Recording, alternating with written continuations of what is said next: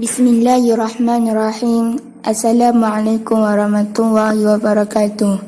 Kami dari Kumpulan 2 telah memilih tajuk cukai pendapatan untuk dibentangkan. There's not much to do when all I can is thinking about you, not doing well. Assalamualaikum, Ana Akilah. Cukai pendapatan bermaksud cukai atau cas tahunan yang dikenakan ke atas pendapatan yang diperoleh perniagaan atau perseorangan. Mereka dikenaki mendaftar sebagai pembayar cukai dan mentaksirkan pendapatan tahunan, dan mereka juga perlu membayar cukai pendapatan setiap tahun. Mereka juga hendaklah melaporkan semua pendapatan dan pengecualian, potongan, pelepasan dan rebat dengan mengemukakan borang nyata cukai pendapatan BNCP, sama ada melalui borang ataupun di internet, laman web Izi Hasil. Cukai pendapatan memiliki dua jenis, iaitu cukai peribadi dan cukai syarikat. Cukai peribadi bermaksud cukai yang dikenakan ke atas jumlah pendapatan individu dan isi rumah perkongsian dan miliki tunggal bagi tempoh setahun. Bagi cukai syarikat pula bermaksud cukai yang dikenakan ke atas untung bersih firma yang diperbadankan. Cukai pendapatan akan dikutip oleh Lembaga Hasil Dalam Negeri LHDN. Pembayaran wajib membayar dan mentaksir dan memfail cukai bergantung pada amaun yang ditetapkan. Langkah ini disebut sebagai sistem taksiran sendiri. Sistem taksiran sendiri memiliki 3 langkah. Langkah yang pertama, taksir sendiri, yang perlu mengira cukai pendapatan secara sendiri. Taksiran dilakukan untuk tahun sebelumnya. Misalnya, taksiran pada tahun 2020 dilakukan pada tahun 2021.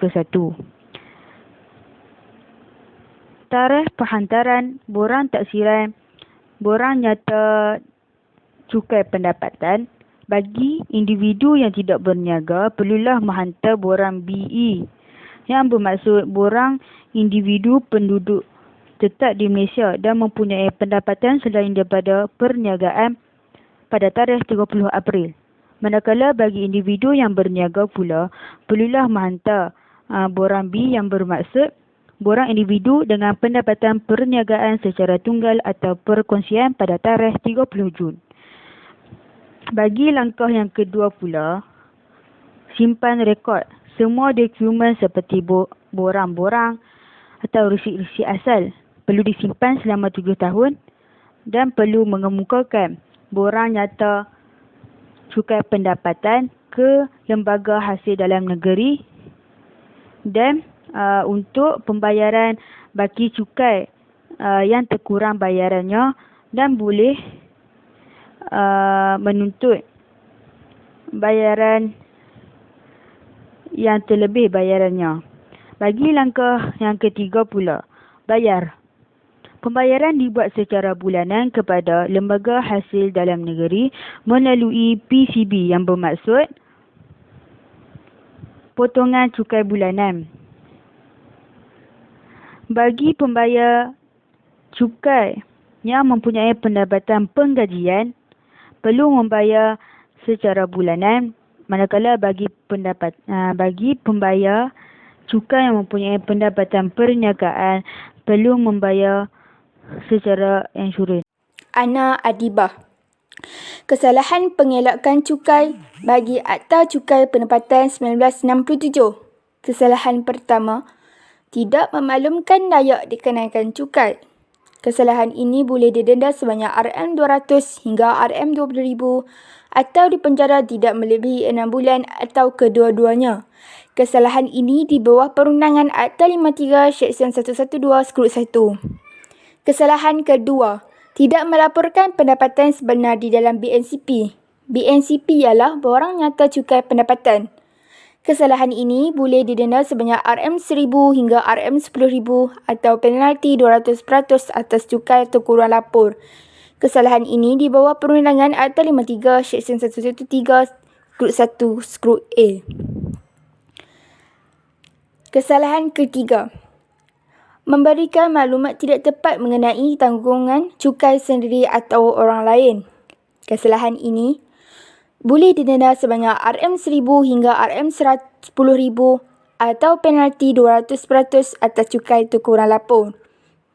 Kesalahan ini di bawah perundangan Akta 53 Seksyen 173 Skrut 1 Skrut B. Kesalahan yang terakhir ialah kesalahan sengaja mengelak cukai atau membantu orang lain mengelak cukai. Kesalahan ini boleh didenda sebanyak RM1,000 hingga RM20,000 atau dipenjara tidak melebihi 3 tahun atau kedua-duanya atau penalti 300% atas cukai atau kurang lapor. Kesalahan ini di bawah perundangan Akta 53 Seksyen 114 Skrut 1. Apakah kesan pengelakan cukai pada negara kita? Negara akan mengalami ekonomi yang tidak stabil. Selain itu, pembangunan negara tidak dapat disalurkan.